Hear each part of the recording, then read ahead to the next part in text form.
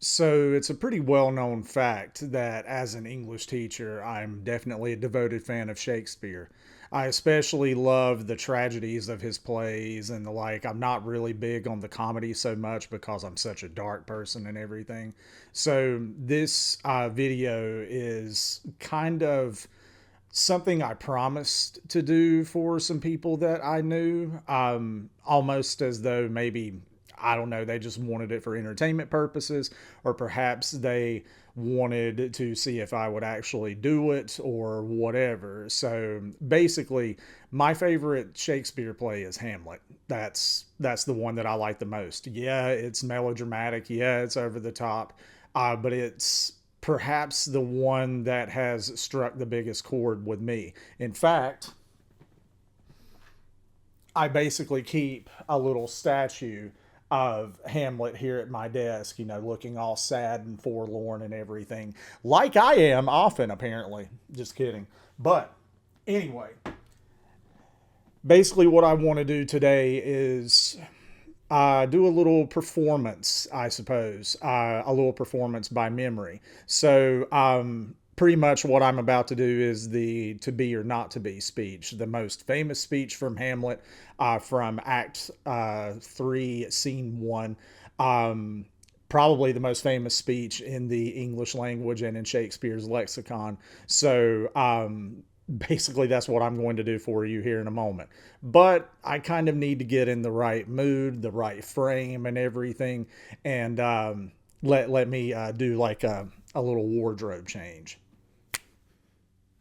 See, now as a teacher, I often do Hamlet anytime I get the opportunity, especially when I teach 12th graders. So whenever we perform it in class, because I make sure to go through the entire thing, um, I always play Hamlet. Why? Because I like acting. I never got the opportunity to do a whole lot as a kid growing up or anything. I did some here and there, but I never got the opportunity to really go and do these things. So as an adult, I get to do it because I have the power to do so. Now, I mean, does that mean that I'm really like good at it per se? Probably not. You can be the judge here in a minute. But it's just something I like to do. And whenever I perform as Hamlet for my students while they play, the assortment of other characters and everything, I often try to wear black and the like because that's a common trope of Hamlet, that he's always in mourning and is meant to be, very sad. Now, I'm not going to take any time giving some type of deep character insight about the character or anything like that. So I don't want to waste any further time. Okay. So let me just say this. Obviously, you can tell by how I'm talking and how, if you've watched any of my other videos, how I speak. I am a mouth breathing southerner. So, with that being said, when I read as Hamlet, I try not to use my normal speaking voice.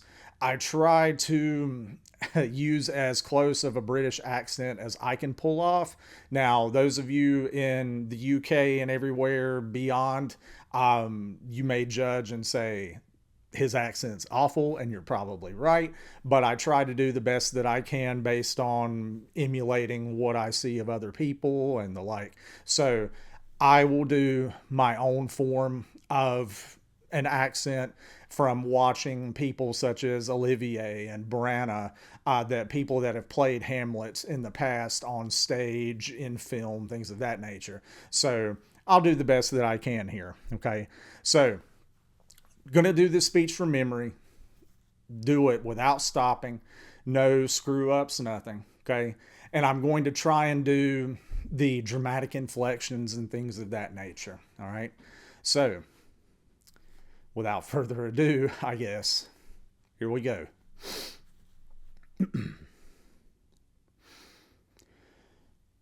To be or not to be, that is the question.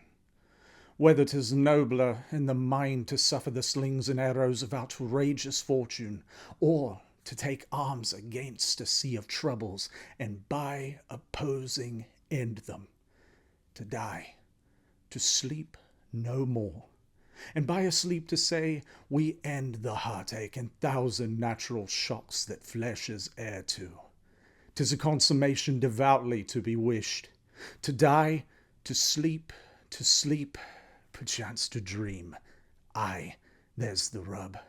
For in that sleep of death what dreams may come when we have shuffled off this mortal coil must give us pause. There's the respect that makes calamity of so long life. For who would bear the whips and scorns of time, the oppressor's wrong, the proud man's contumely, the pangs of disprized love, the law's delay, the insolence of office, and the spurns that patient merit of the unworthy takes, when he himself might his quietus make with a bare bodkin? Who would fardels bear, to grunt and sweat under a weary life, but that the dread of something after death, the undiscovered country, from whose bourne no traveller returns, puzzles the will, and makes us rather bear those ills we have than fly to others we know not of. Thus conscience doth make cowards of us all, and thus the native hue of resolution is sicklied o'er with the pale cast of thought, and enterprises of great pith and moment with this regard their currents turn awry and lose the name of action. There you go.